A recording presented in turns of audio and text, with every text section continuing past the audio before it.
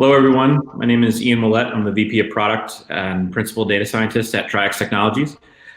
We are a worker wearable solution providing location and safety data in commercial construction and industrials. We've also launched a COVID contact tracing and social distancing product, and I'll be your moderator today for our panel, which is Below the Neck, Body and Wrist-Worn Opportunities in Enterprise. This year, we have an interesting panel. We have two returning panelists and one new panelist. Our new panelist is Manny, who is leading innovation and has a few deployments of IoT in production in an airport environment. We have Julie, who is a research technical fellow, pioneering exoskeleton R&D, but more interestingly in the private sector. And we have Steve, who also has a research background, but is now deploying innovative tech for a major power provider. So I'm gonna let the panelists introduce themselves. I thought, Manny, since you're new, we could do kind of a deeper dive into what you're doing with wearable technology. And for Julie and Steve, I'd be interested in kind of summarizing the last 12 months and really what's new since the last time you were on the panel. Yeah, thanks, Ian. Hello, everybody. So again, Manny Adams, I'm with the airport here in Cincinnati, the Cincinnati North Kentucky International Airport. Role here is the Senior Manager of Innovation. And when you fly, which most of us have flown, there's two things that really our passengers really like to focus on when they arrive at an airport, and it says a lot about the airport. One is the Wi-Fi speed. Can they get to their, files? Can they stream movies? Can they do downloads before jumping on the plane? So that's one of the keys that we try to do a really good job. And then secondly is really our restrooms. How clean are our restrooms? And that really says a lot about the airport in general. And we really take pride in trying to have the best and cleanest restrooms possible. So one of the issues that we always were really chasing after for a long time is our employees wear radios, 900 megahertz radios. That includes our fire, our police, a lot of our maintenance, as well as our housekeepers. And those radios are pretty expensive. They're a little over $3,000, give or take. And basically, we were trying to solve a return on investment based on the radio. So if we could use a wearable technology, something similar to a watch or a Samsung Gear watch that could do the same communication at really a lower entry, you're talking $300 or less. Could we utilize that to do the two-way as well as solve for the restroom, when it needed to be cleaned? So we developed a plan, worked with a couple different companies. One of the companies worked with is called Losant. They are our IoT background, our platform that we utilize. And we installed some sensors, right? And basically we would count the number of people that would come into our restrooms. And based on that number, that threshold that we would set, we would know when we needed to clean that restroom. Well, what did that do for our employees and how would we let them know? So then we partnered with another startup company named TaskWatch, and they're a workflow solution for wearables. So they introduced us, we met with Samsung, we kind of worked through the process, and basically once the threshold was hit in a restroom, whatever that number is, we knew it needed to be clean. So from that back end, from the IoT side, that threshold's hit, it sends a message, and basically we go out and connect to the wearable. Well, what that did for our employees, instead of them being on a schedule to go clean restrooms, which is what they were doing in the past, now they would rely on data to drive that and understand when they needed to clean the restrooms. From there, when they would go in, they would select that they're accepting the task, almost like an Uber-like experience, where there's multiple housekeepers in the area. They could select and claim to clean that restroom.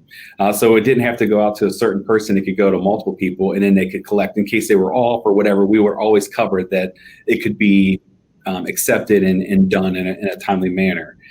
They would go in, clean the restroom, and then close the task. At that point, it resets the count, and basically we're at starting over. That has really helped to drive efficiencies for our employees.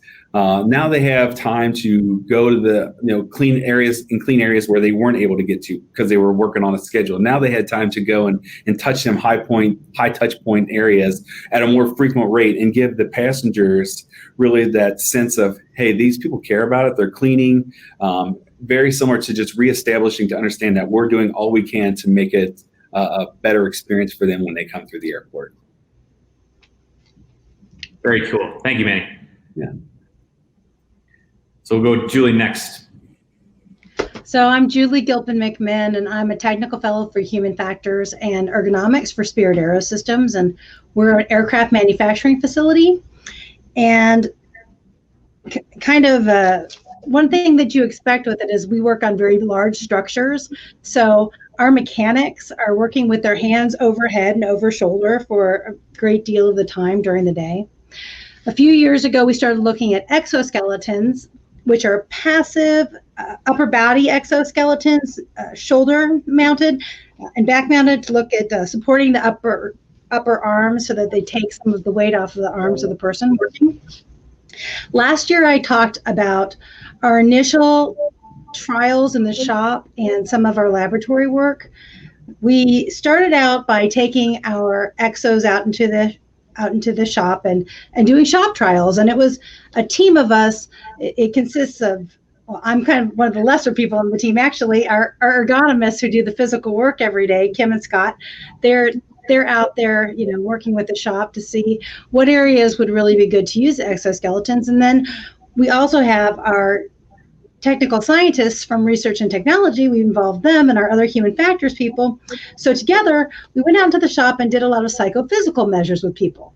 So psychophysical measures are when you ask somebody, rate how much fatigue you have and what is the comfort of it. And when we looked at the usability of it.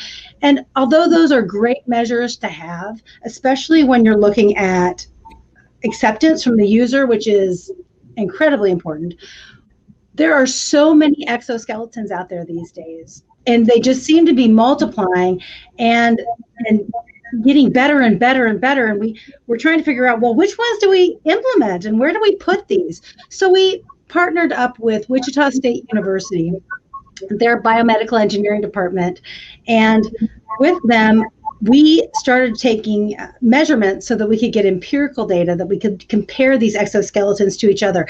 And not only that, but compare them to when you're not wearing an exoskeleton. We started out with 4 of them. We were looking at, and by the way, they totally range. I mean, you've got like the Cadillac of exoskeletons, all right? They're a little bit heavier on people, but boy, they sure are nice. They're really comfortable when you're wearing them. And then you've got the lighter, sleeker, sexier versions of them. Okay, so there's lots of different profiles. And we started out with 4, and in the process of this, we've added 2 more. And we put people in the exoskeletons and we do range of motion studies so we can see, is it impairing them at all wearing these things? Is the bulk of them, getting to them at all? And we really wanted to have something that was quantitative. So let's do some electromyography and let's hook some EMG sensors up to them and see what is the muscle doing when you're not wearing these and what's it doing when you're wearing these. And we had them simulate tasks that we thought our guys out in the shop would wear these. Where is it going to benefit them?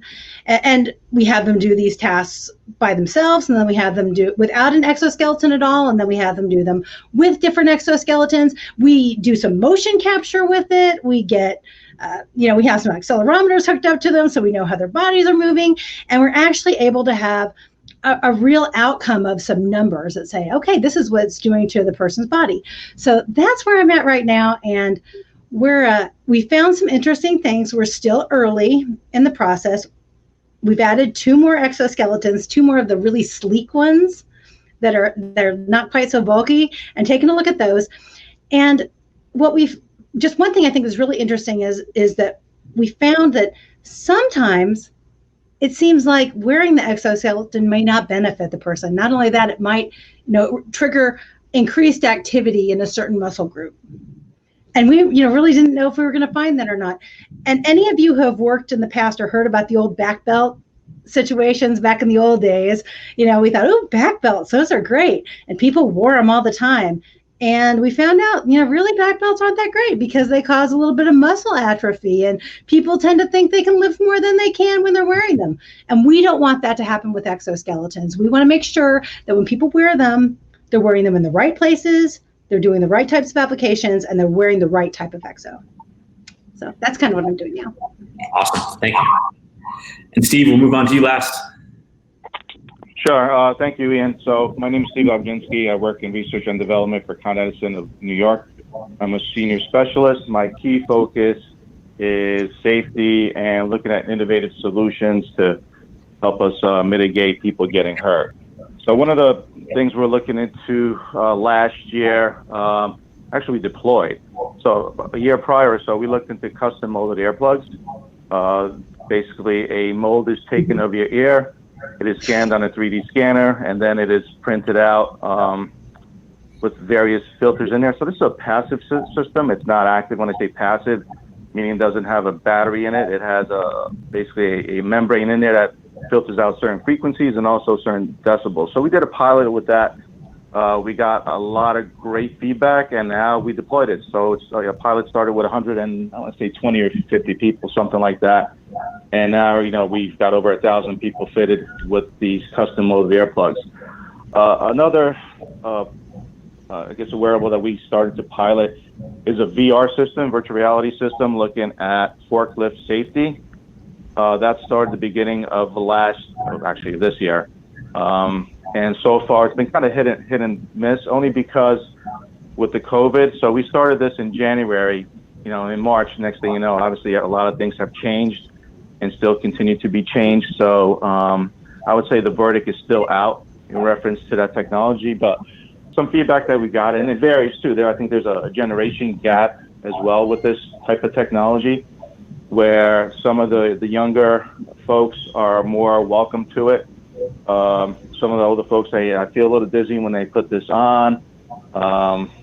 So there's, like I said, there's still some, I guess, learning about this technology. One of the things we wanted to do this year, and we didn't do because of the COVID, was to really pilot a heat stress wearable product where we would evaluate.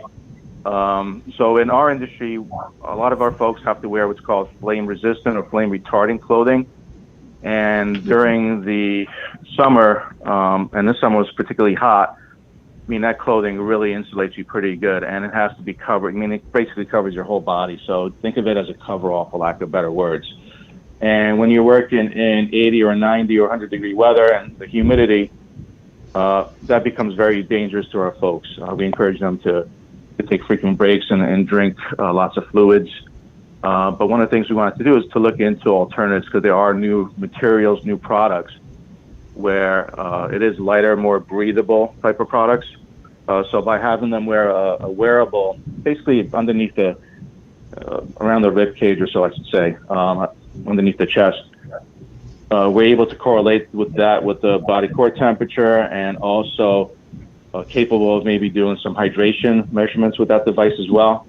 So by having them wear their current their current PPE clothing or FR clothing, we could actually swap it out with the newer material and actually have some sort of gauge as far as what it does to the body core temperature, whether it's just because what we don't want to do is we don't want it to become subjective, we want it to become objective.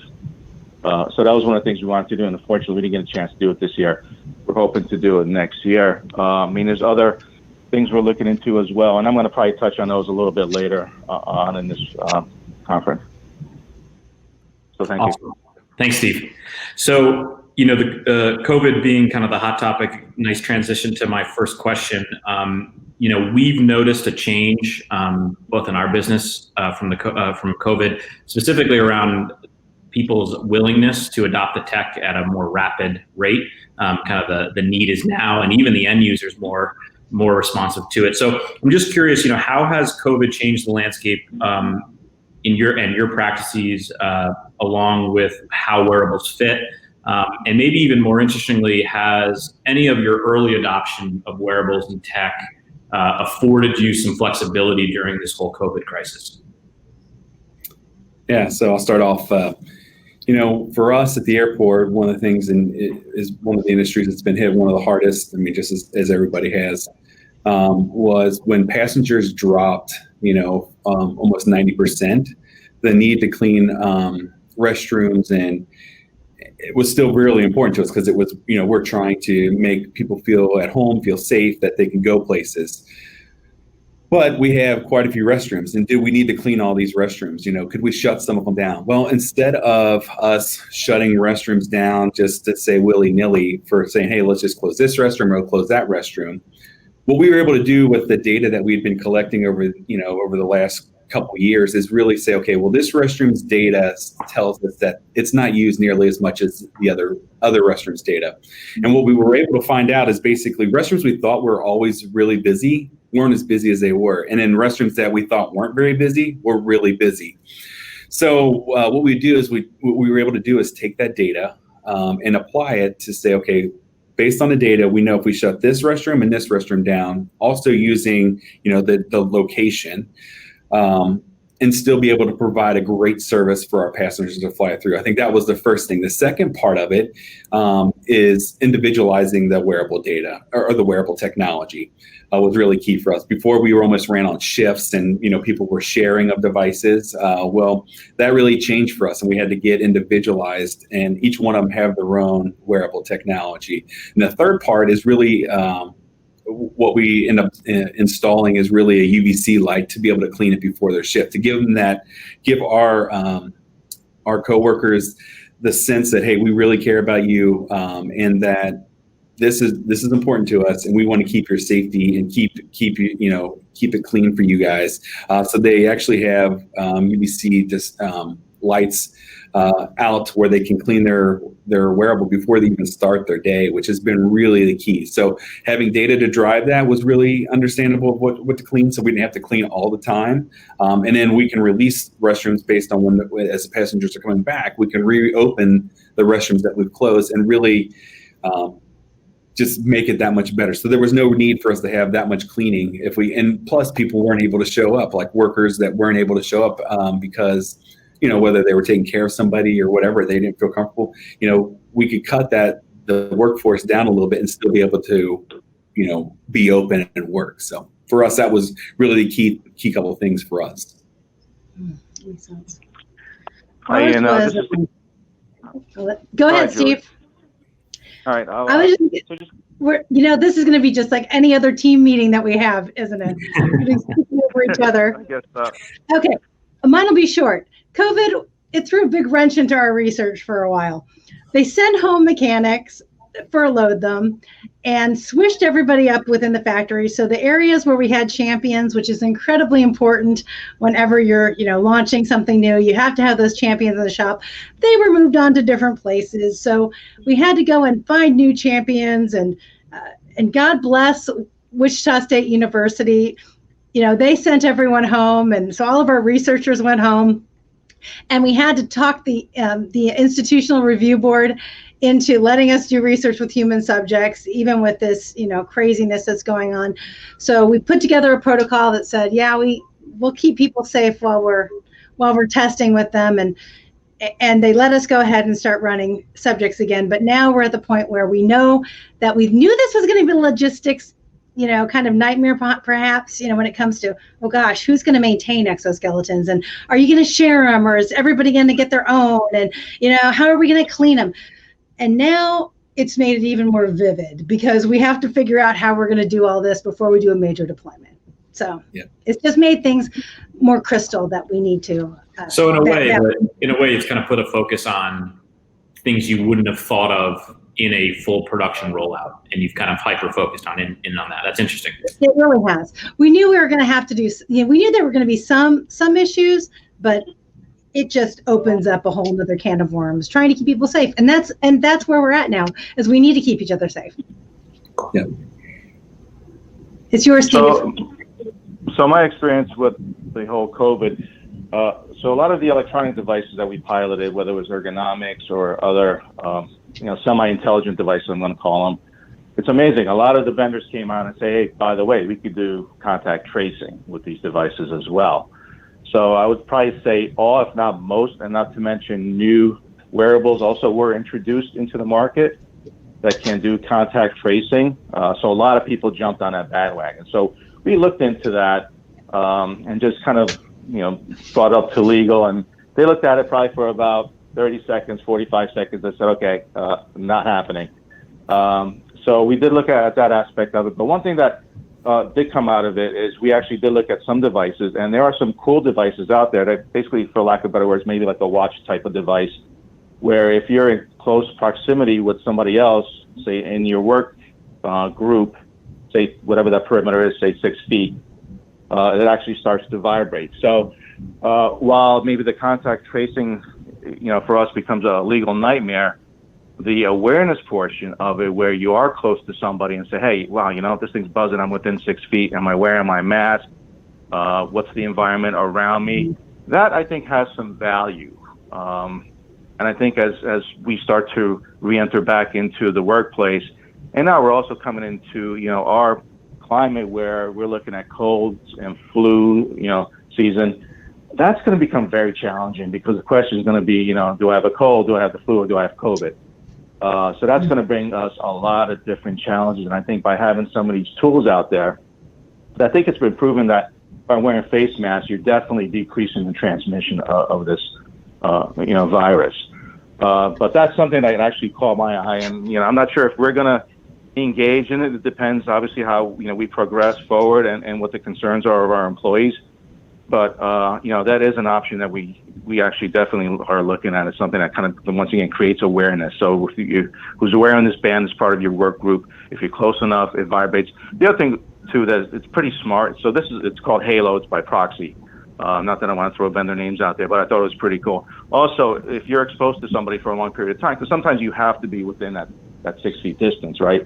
The unit is smart enough where actually it'll vibrate, you tap it, and what it does, it'll turn off for 5 or 10 minutes, whatever you want to program it, and then it kind of re-engages itself to kind of remind you, hey, you're still within that perimeter that you put in there as far as being close. So, as far as contact tracing, I think that's out the window for the most part for us. I don't know about other people, but as far as creating awareness that you are close to somebody and making sure to remind you that, you should be wearing some sort of face mask or other protection, that definitely has value. Awesome. Thanks, Steve. And as far as the contact tracing, we'll now we have your contact details. We'll send our most convincing sales guy over to you to call you every couple of days. So, as long as it's within 6 feet or longer than 6 feet. So, one of the things we see with our clients quite a bit is the kind of boil the ocean syndrome. So it's interesting how, the areas that you guys are all focusing on are pretty diverse, right? And seemingly mundane problems, but are actually very complicated in certain situations. Like, when do I clean a bathroom, right? Seems such as like a simple question, but it's super complex, right?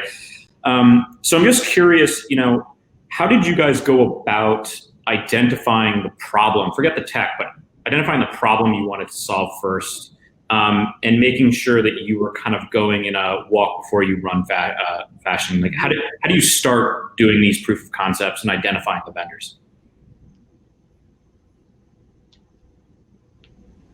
I'll start with that, Ian. So, first of all, you identify what the problem is and see what's the simplest solution. That makes the most sense. So we had some issues with hearing, right? We had some issues also with, and that's where the custom molded earplugs came in. We also had some issues with ergonomics. And you can't have somebody standing there 24/7 watching somebody, hey, you know what, you're lifting with your back instead of your knees. So we kind of go out there and we look at what's out there, and whether it's an exoskeleton type of device or whether it's a smart sensor type of device. So then you go out there and say, okay, which one of these has the potential for working, get some feedback with some of the folks that are more engaged in the ergonomics, or the expert SMEs, right, that are into ergonomics or hearing, and say, this is kind of what we're looking at. What's your feedback? Do you think it's gonna work? What do you think some of the folks are they gonna adopt this, or they're gonna say, we're not interested in it?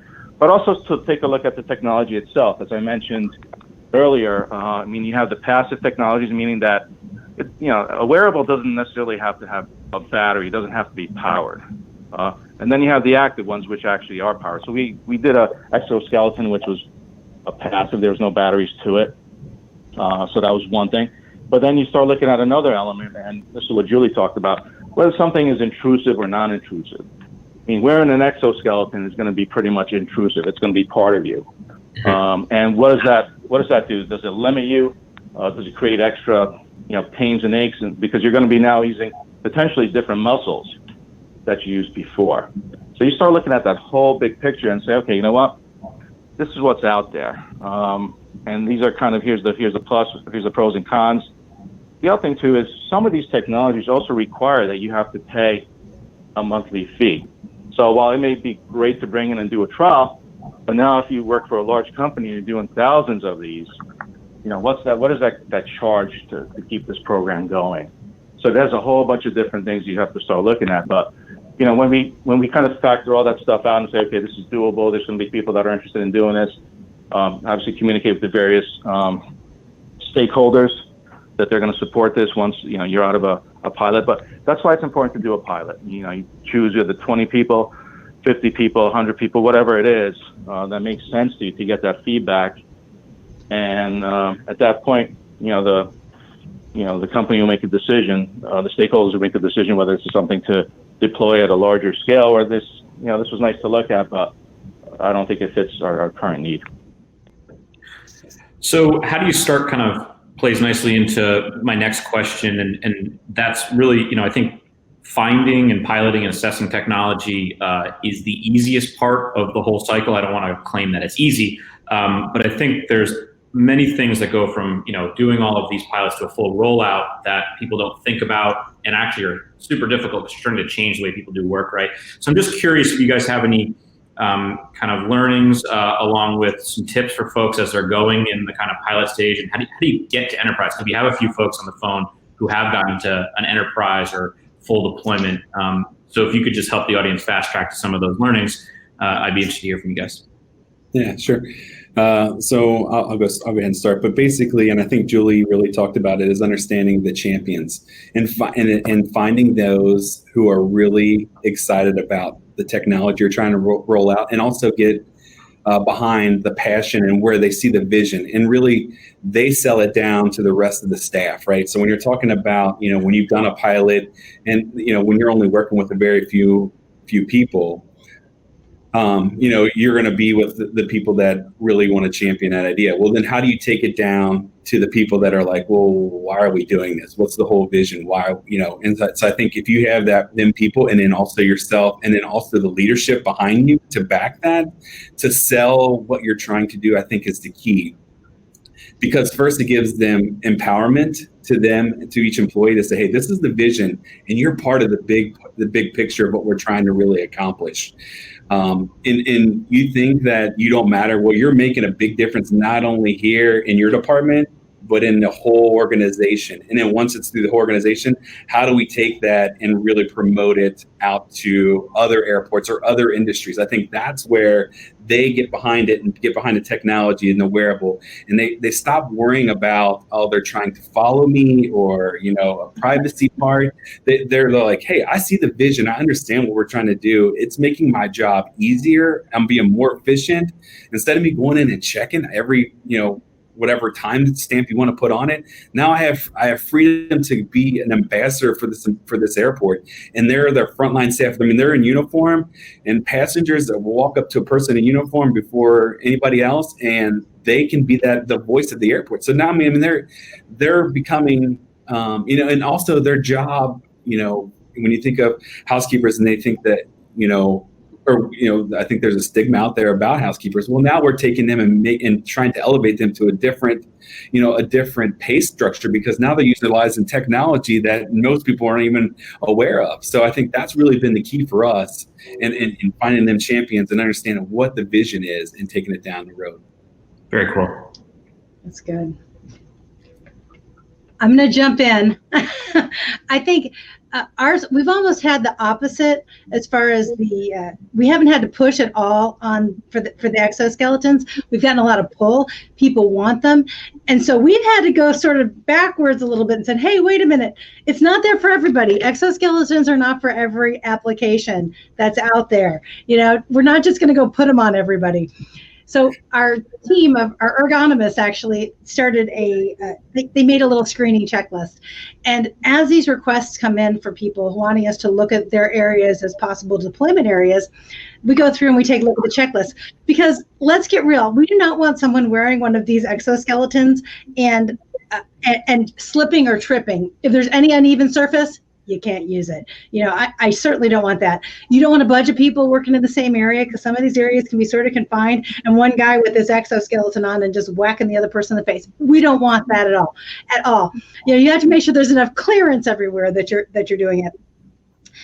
And we look at the high driver areas and we focus on those first, ones that have jobs that are really have a lot of static, staying in the same type of position, postures for an extended duration.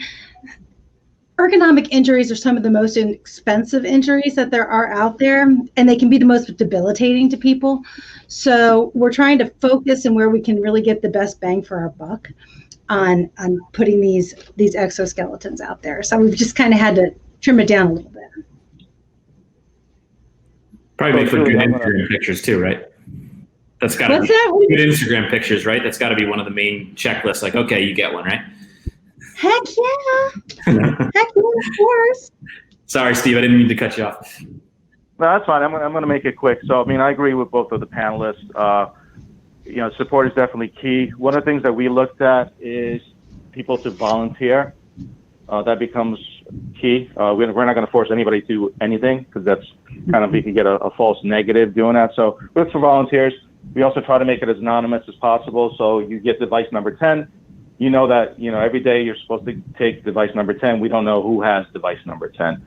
But over time, you get the comfort that this is a tool to benefit, not only you, but also the rest of the company. As it was mentioned earlier, we always tell the folks, whatever you do right now, it doesn't just impact your department, it impacts the whole company as far as your feedback. So that is definitely key to make sure that, they are engaged, they know exactly what's going on. And we would have weekly meetings or bi-weekly meetings with these folks. And another thing, as Julie mentioned, kind of the wow factor. Sometimes when you go out with some of these devices, you expect, say, 20 people. Next thing you know, there's 50 people that want to do it. But then, 2 weeks later, you're back to maybe 10 people. Like, okay, what happened to this? So it's interesting. It's definitely interesting. And you don't know, what that perception is to sometimes you get out there. And that's why we do this. That's why we want the feedback. Awesome. It was something kind of Manny mentioned. I'm curious from the group. We see a lot of fear around technology as a potentially like worker replacement mechanism, right? So how are you guys tackling kind of the view of wearables? I view wearables as kind of the human enhancement rather than replacement. So how are you tackling with that with the workforce? I hear, making it cool, right? Like, oh, that exoskeleton's cool, right? Manny, I kind of heard from the end stage when you were successful, right? But how did you get to that success destination, right? And convincing the workers that this wasn't a mechanism to cut away a bunch of their peers or themselves. Yeah, I think there's a common misconception that exoskeletons are going to enhance your strength and make you sort of superhuman. And they don't, they just reduce the amount of fatigue that a person experiences. And I think with our workforce, we've kind of have the opposite. We're trying to be as transparent as we possibly can as to why we're putting these things out there. And by being transparent and involving the workers, with the selection of them, with the testing itself, really having them involved, we're trying to communicate to them that we're not trying to replace anyone. What we're trying to do is to maintain the workforce that we have for as long as we have and to keep them healthy. We can't afford to have people breaking down. If we can keep them healthy and allow them to go home at night and play with their grandkids, then we've got a success. So the charter being pure is a key factor. Very much so. Absolutely. Very cool. So we have about 10 minutes left. I'm curious, just as we close out here, there's a lot of, I think we're very early in the wearable cycle. We have a lot of folks who have gone to full deployments, both in our portfolio, and you guys are perfect examples of it. But just looking a little bit into the future, where do you guys see wearables going from where we are now into the future? I think we're just scratching the surface, so I'm curious on your kind of perspective on where we might land in the next 5 years or so. Hi, Ian. So I'm going to jump in real quick. So as I mentioned, we did the custom molded earplugs. I think as we start looking in the future and you start looking at 3D printing and other technologies that are there, I think you're going to start seeing things that are more custom made to people versus a small, medium, and large. That's definitely going to give us the opportunity for these things really for wearables to make the right, like a better word, the right fit.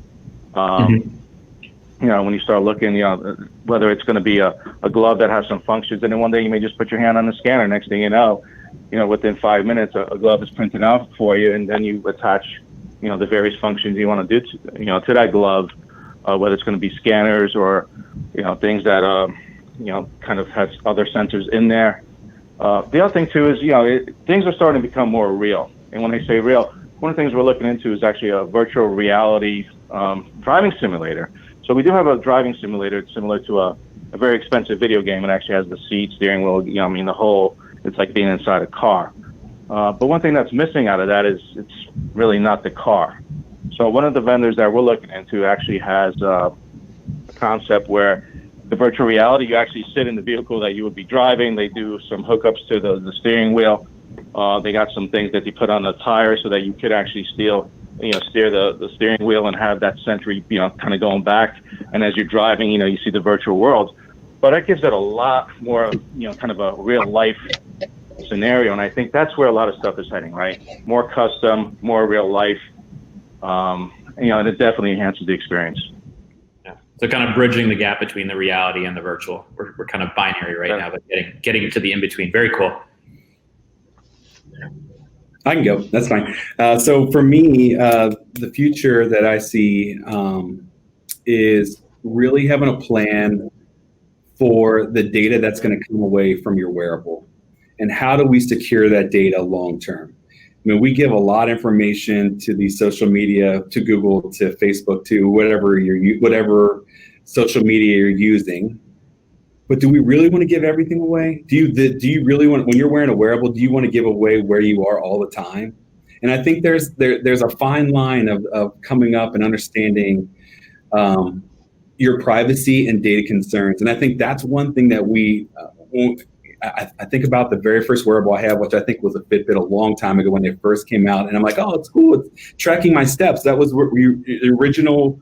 But really that was collecting a lot of data that at that time I had no clue it was collecting about me, whether it was sleep pattern or where I was or, whatever it was giving out there.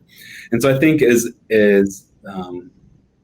an owner of the technology and understanding where it's going, I think we need to have a plan set forth to understand where you're trying to go with it, right? And how do you secure that data? What data do you want to collect? Because I don't want it, and to, what Steve was saying, I don't want to know who's wearing what device or whatever. That's not that important to me. But like what I want to know, is how do I keep this person safe? We have 8,000 acres or 7,000 acres. And when you're talking a large campus and people by themselves, if I can use the wearable technology that for an SOS, an emergency call, like if they've fallen and the technology can figure that out, I mean, that's where your return on investment or whatever, if you're saving someone's life or it's become part of your safety plan, I think that's where the key is. And data, sure, I think we need to secure that, but I think the security of the person and your employee of who you're protecting, I think it says a lot about you as a company that you care enough to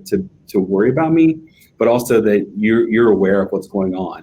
And I think the final thing I was going to say is we're all understanding. I mean, there's so many wearables out there now that I feel like it has made us healthier in some ways, but if not healthier, I think it's also given us the vision or the knowledge that, hey, we need to get up and move and be more active. I think that it's been a really key for us as well, or the future, I think, of wearable technology. I think it's going to go long-term, whether it's clothing to, implants or whatever else. I think this is the future, I mean, we're just at the tipping point, I think, of where wearables are really going to be in the next 5 to 10 years.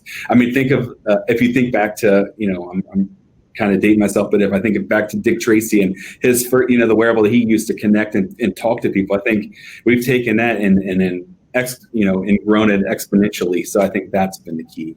And I think that's where the future of it's what's going to go to. Yeah, to your point of kind of what are we doing with the data, right? And that's one of the things I think our launch of our COVID product, right, kind of brought that to the forefront. And there was a big discussion on how long do you keep data, right? Yeah. Especially personalized data, right? So, we've come up with a policy where we purge anything that's outside of the interval of appropriately contact tracing, right, for a positive case, because it's just not an appropriate use or reason to keep the data around for other use cases. So it's pretty interesting about the data governance and security and stewardship that needs to go on as we go into this kind of new frontier. Sure. Julie, thoughts? Mine are a little different. So I'm really looking for these exoskeletons to become even sleeker, to be really easily adjustable. Let's make the usability on them so simple that people don't, it just takes a minute or less to don and doff them. But the kind of the holy grail would be if we could get some sort of an affordable strength augmentation, mixed in with these exoskeletons. So when they were doing things like hard metal drilling, we could actually have take some of the strain off the person. So that's the next best thing, I think. The next big thing. Awesome. Well, very cool, everyone. Thank you for the time. And I think we're running up at a time where it'd be good to switch over to the Q&A period. So we'll look forward to the audience's questions.